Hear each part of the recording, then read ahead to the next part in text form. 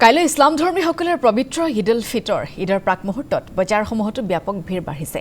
ঈদক লৈ ইছলাম ধৰ্মাৱলম্বী লোকৰ মাজত ব্যাপক উৎসাহ বৃদ্ধি পাইছে। এনেধৰণে আটক ধুনীয়াকৈ সজাই পৰাই তোলা হৈছে মছজিদসমূহ। সমূহীয়া নামাজ আদায়ৰ বাবে ঈদগাহ মৈদানসমূহো সাজু কৰি তোলা হৈছে। আমি এই মুহূৰ্তত আপোনালোকক দৃশ্য দেখুৱাইছো। এয়া হৈছে নীলবাগান ঈদগাহ মৈদানৰ প্ৰস্তুতি। নীলবাগান ঈদগাহ মৈদানৰ প্ৰস্তুতি সন্দৰ্ভত আমাৰ দবকাৰ সাংবাদিক এবাদুৰ ৰহমানে এক প্ৰতিবেদন প্ৰস্তুত কৰিছে। এই প্ৰতিবেদন আপোনালোকলৈ আগবঢ়াইছো। হয়, পবিত্ৰ ঈদ উল ফিতৰলৈ মাজত মাত্ৰ কিছু সময় বাকী আৰু কিছু সময় বাকী থকা মুহূৰ্ততে ৰাজ্যৰ বিভিন্ন প্ৰান্তৰ ঈদগাহসমূহত ইতিমধ্যে ব্যাপক প্ৰস্তুতি চলা পৰিলক্ষিত হৈছে।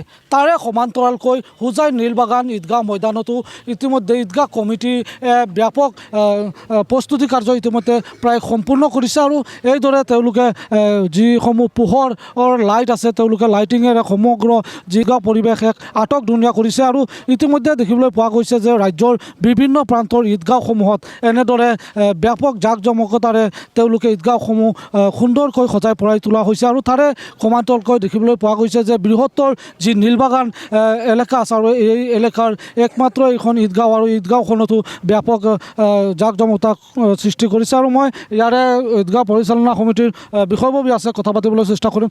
হয়, পবিত্ৰ ঈদ উল ফিতৰৰ বাবে আমি সাজু হৈছোঁ।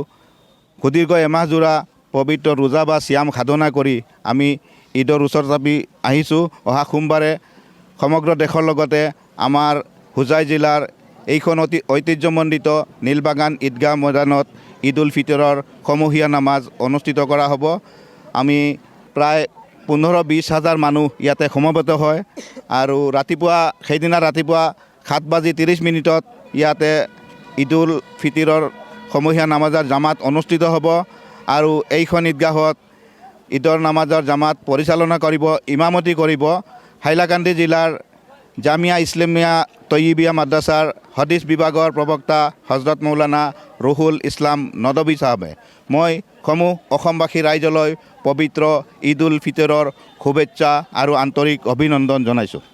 আৰু একাংশ লোক আছে কথা পাতিবলৈ চেষ্টা কৰিম। কি ক'ব আচলতে? কাৰণ এই ঈদগাহ মৈদানখন সুদূৰ ব্ৰিটিছ কালৰ পৰা ইয়াত মানে মানুহে নামাজ আদায় কৰি আহিছে। ইছলাম ধৰ্মী লোকসকলে নামাজ আদায় কৰি আহিছে।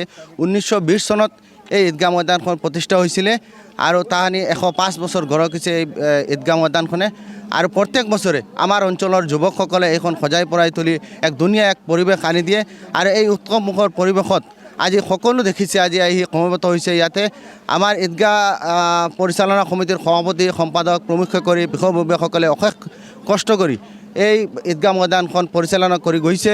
এই চেগতে তেখেতসকলে মই অভিনন্দন জ্ঞাপন কৰিছোঁ আৰু দীৰ্ঘ এমাহজোৰা আমি চিয়ামৰ অন্তত আমাৰ আকাংক্ষিত ঈদ উল ফিতৰৰ মানে আগবাঢ়ি আহিছে আৰু ইতিমধ্যে মধ্যপ্ৰাচ্যত দেখা গৈছে যে জোন দেখাৰ লগে লগে তাতো অহাকালি ঈদৰ নামাজ আদায় কৰা হ'ব আৰু আমি অহা পৰহিলৈ সোমবাৰে ইয়াতে ঈদ উল ফিতৰৰ নামাজ আদায় কৰিম। ইয়াত 10 সহস্ৰাধিকৰ ওপৰত ইয়াত লোক সমবেত হয় আৰু এই দিনৰ ৰাতিপুৱা 7:30 বজাত আমাৰ এগৰাকী ইছলামিক পণ্ডিত তেখেতে ইয়াত ইমামতি কৰি ইয়াত 10 সহস্ৰাধিক লোকসকলে তেওঁৰ নেতৃত্বত নামাজ আদায় কৰিব।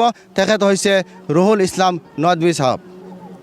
এয়া আছিল নীলবাগান ঈদগাহ কমিটিৰ বিষয়ববী আৰু তেওঁলোকে কৈছে যে এই ঈদগাহ মৈদানখনত প্ৰায় 15,000তকৈ অধিক লোকে সমূহীয়া ঈদৰ নামাজ আদায় কৰিব আৰু ইতিমধ্যে এই মৈদানৰ যি সমূহীয়া যি কাম কাজ আছে আৰু এই কাম কাজসমূহ ইতিমধ্যে সম্পন্ন কৰিছে আৰু ঈদৰ যি পুৱাৰ লগে লগে 7 বজাৰ লগে লগে তেওঁলোকে এই ঠাইডোখৰত প্ৰায় হাজাৰ হাজাৰ ৰাইজে এই ঠাইডোখৰত তেওঁলোকে পবিত্ৰ ঈদৰ নামাজ আদায় কৰিব বুলি ইতিমধ্যে আমাক জানিবলৈ দিছে।